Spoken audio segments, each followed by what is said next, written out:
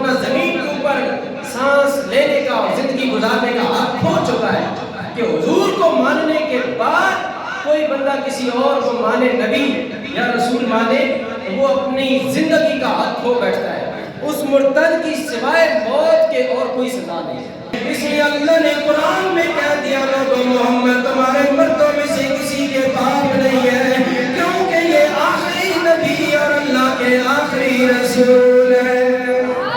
ایسا فتنوں کا دور ہے، اس فتنے کے دور میں اپنی اولادوں کے ایمان کی اور عقیدے کی حفاظت فرمائے، اپنی اولادوں کو یہ بتائیں کہ ہمارے نبی آخری رسول اور آخری نبی ہے۔ بولیے کیا ہے آخری رسول اور حضور کی ختم نبوت پر یہ عقیدہ اور ایمان ہونا چاہیے کہ سب کچھ کٹ جائے، سب کچھ لٹ جائے، لیکن عقیدہ ختم نبوت میں کوئی فرق ہے نا۔ بھائی 1,24,000 کم و بیش انبیاء اور رسول میرے لجپال نبی سے پہلے آئے ہیں، لیکن اللہ تعالیٰ نے بڑی بڑی عورتیں آئی ہیں، لیکن کسی عورت کو نبی اور رسول ہے، بڑی بڑی شان والی عورتیں آئی ہیں۔ پہلی عورت شان والی کون ہے؟ حضرت آدم کی بیوی، ہم سب کی امی جان حضرت مائی حوا۔ کتنی بڑی شان ہے بڑی شان مائی حوا کی بھی نہیں ہے، پہلے نبی ہے، پہلے انسان ہے، پہلے انسان کی بیوی اور پہلی عورت دنیا میں پیدا ہونے والی پہلی عورت، کتنی بڑی شان ہے، لیکن اللہ تعالیٰ نے مائی حوا کو نبی اور رسول نہیں بنایا۔ جب اتنی بڑی شان والی عورت نبی اور رسول نہیں بنی، پھر اس کے بعد آ جائیں حضرت نوح علیہ السلام کی زوجہ، نبیوں کی زوجہ، حضرت ابراہیم علیہ السلام کی زوجہ مائی ہاجرہ، مائی سارہ، 2 بیویاں تھیں حضرت ابراہیم علیہ السلام کی۔ آپ بتائیں کتنی بڑی شان والی عورتیں ہیں، کتنی بڑی شان والی عورتیں، حضرت سارہ اور مائی ہاجرہ کی کیا کم شان ہے؟ یہ جو آپ حج کرتے ہیں، آپ حج کرنے کے لیے لوگ جائیں گے، حج کرتے ہیں، عمرہ کرتے ہیں، سعی کرتے ہیں، صفا و مروہ کے درمیان جہاں اللہ دوڑتے ہیں، ان سے پوچھا جائے کیوں دوڑتے ہو؟ کہتے ہیں یہاں مائی ہاجرہ دوڑی تھی اس لیے قیامت تک آپ مسلمان دوڑ رہے ہیں، قیامت تک آج دوڑ رہے ہیں۔ مائی ہاجرہ اتنی بڑی شان والی کہ جس کے دوڑنے کو اللہ تعالیٰ نے زندہ رکھ دیا، جس کے دوڑنے والی سنت کو اللہ تعالیٰ نے قیامت تک زندہ کر دیا کہ قیامت تک جو بھی آئے گا اس وقت تک عمرہ اس کا نہیں ہوگا، حج نہیں ہوگا جب تک وہ ادھر دوڑ نہیں لگائے۔ تو وہ ادھر دوڑ لگائی تھی مائی ہاجرہ کی، کتنی بڑی شان، لیکن مائی ہاجرہ نبی بنی، مائی ہاجرہ نبی بنی، رسول بنی؟ جب مائی ہاجرہ جیسی ہستی، اتنی بڑی شان والی ہستی نبی نہیں بنی، رسول نہیں بنی، منصب کا نبی ہے، منصب کا نبی ہے، تاجدار ختم نبوت۔ اس نعرے کا کیا مطلب ہے؟ یہ نعرے کا انکار کیا ہے جب مائی ہاجرہ جیسی عورت نبی نہیں بن سکی۔ حضرت مریم کی کتنی بڑی شان ہے، حضرت مریم حضرت عیسیٰ کی والدہ، پورے قرآن میں کسی عورت کا نام نہیں آیا، پورے قرآن میں 30 سپاروں میں کسی عورت کا نام نہیں ذکر کیا رب نے، لیکن حضرت مریم وہ ہے کہ اللہ تعالیٰ نے فرمایا وَإِذْ قَالَتِ الْمَلَائِكَةُ يَا مَرْيَمُ یا مریم، یا اے لوگوں، حضرت مریم کے نام سے اللہ تعالیٰ نے پوری قرآن کی سورت نازل فرمائی۔ 16ویں پارے میں سورہ مریم کے نام سے سورت ہے، اتنی بڑی شان حضرت مریم کو رب نے عطا فرمائی ہے کہ حضرت عیسیٰ کی والدہ ہے، اللہ نے مریم کا نام قرآن میں ذکر کیا، کسی عورت کا نام قرآن میں نہیں آیا۔ حضرت مائی عائشہ آئی، حضرت سیدہ فاطمہ کا نام بھی قرآن میں نہیں آیا، حضرت سیدہ خدیجہ کا نام بھی قرآن میں نہیں آیا، حضرت مائی ہاجرہ کا نام بھی قرآن میں نہیں آیا، سارہ کا نام بھی قرآن میں نہیں آیا، حضرت آسیہ کا نام بھی قرآن میں نہیں آیا، مائی حوا کا نام بھی قرآن میں نہیں آیا، لیکن لوگوں ایک ہی عورت کائنات میں جس کا نام اللہ نے قرآن میں ذکر کیا ہے، وہ ہے حضرت مریم علیہ السلام۔ حضرت مریم کا نام اللہ نے قرآن میں ذکر کیا، اتنی بڑی شان والی عورت اللہ تعالیٰ نے کتنی عزت عطا فرمائی، لیکن حضرت مریم بھی اللہ کی نبی اور رسول نہیں بنی۔ جب اتنی بڑی شان والی عورتوں کو اللہ نے نبی نہیں بنایا، رسول نہیں بنایا، تو یہ عورتیں آج 14ویں صدی کی عورتیں کس طرح نبی اور رسول بن سکتی ہیں؟ اے لوگوں، میرے لجپال نبی کو اللہ تعالیٰ نے اپنا آخری نبی اور آخری رسول بنا کے بھیجا ہے۔ اس عقیدے کی حفاظت اللہ کے رسول نے ہمیں خود سکھائی ہے، اللہ کے رسول نے خود تعلیم دی۔ ختم نبوت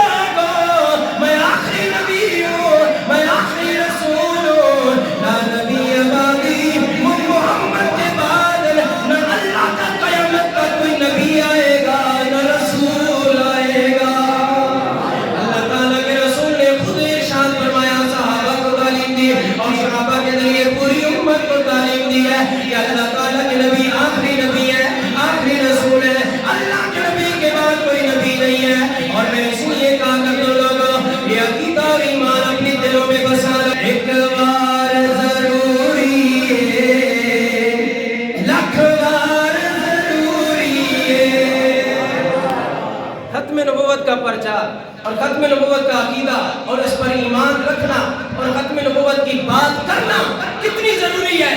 شاعر کہتا ہے ایک بار ضروری ہے لاکھ بار ضروری ہے. ایک بار ضروری، اگر ضروری ہے تو پھر بولو ایک بار ضروری ہے لاکھ بار ضروری ہے. علی کوئی لوگ نہیں بول رہے، محبت نہ پڑھو. اگر ضروری ہے یہ عقیدہ اور ایمان رکھنا، ایک بار ضروری ہے لاکھ بار ضروری ہے. ایک بار ضروری ہے لاکھ بار ضروری ہے. ختم نبوت کا پرچار ضروری ہے. ختم نبوت کا پرچار. سیاسی لیڈروں کی پرچاری ضروری نہیں ہے کیونکہ ان کی وفاداری نہیں ہے. ختم نبوت کی پرچاری کرو کیونکہ میرا لجپال نبی دنیا میں بھی وفاداری کرے گا، قبر میں بھی وفاداری کرے گا، حشر والے دن بھی وفاداری کرے گا. کہ سیاسیوں کے بارے میں تاجدار ختم نبوت زندہ باد، زندہ باد. تاجدار ختم نبوت زندہ باد، زندہ باد. تو اس نبی کے ساتھ وفا کرو جو ادھر بھی کرے گا یہ میرا وفادار ہے. قبر میں جب فرشتے آئیں گے نبی فرمائے گا ہٹ جاؤ پیچھے فرشتوں یہ میرا غلام آ گیا. ان کی پرچار کرو جو قبر میں بھی کام آئیں گے، حشر والے دن بھی کام آئیں گے. اور ختم نبوت کا پرچار کیوں ضروری ہے؟ ایک بار ضروری ہے لاکھ بار ضروری ہے. ختم نبوت کا پرچار ضروری ہے. ختم نبوت کا پرچار ضروری ہے. اور بڑی قابل غور بات کر دے میں اگر کوئی دعوی نبوت کا، کر دے میں اگر کوئی دعوی نبوت کا. صدیق جیاؤ دو کردار ضروری ہے. صدیق جیاؤ دو کردار. ابو بکر صدیق کا کیا کردار تھا؟ کیوں ابو بکر صدیق کیوں اتنا زور دے رہے ہیں؟ کیونکہ ابو بکر بھی بتا رہے ہیں کہ ایک بار ضروری ہے لاکھ بار ضروری ہے. ختم نبوت کا پرچار ضروری ہے. صرف عاشق رسول نہ پڑھو، میلاد نہیں دے گا پکا لیں گے، 11ویں منا لیں گے، جناب والا تے رسالے سوال کر لیا کہ مسلمان بن گئے. کوئی نہیں مسلمان جب تک ختم نبوت کی حفاظت نہیں ہوگی. کل اللہ کے رسول پوچھیں گے میں نے صرف رسول بننے رہے ہو، میں نے صرف نبی بننے رہے ہو. لوگ پڑھیے کتابوں میں نصاب میں آخری کا لفظ ہٹاتے رہے ہیں، آخری نبی ہٹاتے رہے ہو. تم سوئے کس بات میں تم میرے نبی کے غلام ہو؟ جو مالک کا جو گھر کا چوکیدار ہوتا ہے نا وہ سو جائے گھر لٹ جاتا ہے، چوکیدار جاگ رہے تو گھر برباد ہونے سے بچ جاتا ہے. آپ حضور کی عزت و ناموس اسلام کے پہرے دار ہیں. آپ نے کلمہ پڑھا ہے کہ نبی کی عزت کی حفاظت، نبی کی ختم نبوت کی حفاظت آپ پر لازم ہے. ورنہ آپ کے کلمے کا کوئی فائدہ نہیں اگر آپ یہ چیز نہیں سمجھتے کہ ہم پر حضور کی عزت کی حفاظت لازم نہیں، ہم پر حضور کی ختم نبوت کی حفاظت، یہ عقیدے کی حفاظت لازم نہیں، تو پھر آپ اپنی خیر بنائیں، آپ چھوڑے مسجدوں کو، نمازوں کو کرو. آپ کے کلمے کا کوئی فائدہ نہیں ہے. حضور کی ختم نبوت پر ایمان رکھنا بہت زیادہ ضروری ہے. آؤ میں آپ کو بتاتا ہوں، حضرت حبیب بن زید رضی اللہ تعالیٰ عنہ انصاری صحابی ہیں.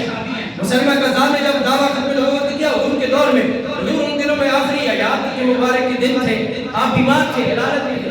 آپ کو جب خط ملا تو آپ نے لعنت بھیجی، فرمایا صحابہ اس بندے پر لعنت ہو، اس نے نبوت کا دعویٰ کر دیا. میرے ہوتے ہوئے مجھے اللہ نے نبی اور رسول بنایا، آخری نبی اور آخری رسول ہوں.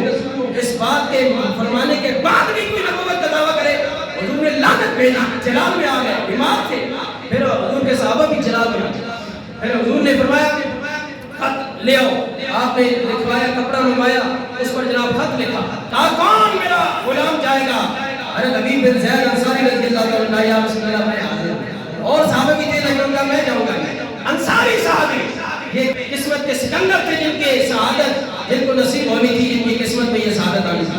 ارے نبی بن زید گئے مسلمہ کذاب کے دربار میں، اس کے بعد کہا جی میں مسلمہ کذاب کو ملنے آیا ہوں، یہ اللہ کے رسول کا خط لے کر آیا۔ انہوں نے کہا ٹھیک ہے، خط اس نے پڑھا تو اسے آگ لگ گئی، اسے آگ لگ گئی کہ میری رسالت اور نبوت کا انکار کیا مسلمانوں کے نبی نے۔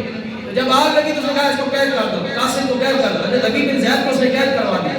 ہم نے کیا حفاظت کرنی ہے؟ حفاظت کرنے والوں نے اس طرح حفاظت کی، اپنے آپ پاؤں کٹوا دیے، اپنے پاؤں کٹوا دیے، اپنے جسم کی باٹیاں بڑھا کروا دی، لیکن پھر بھی یہ کہہ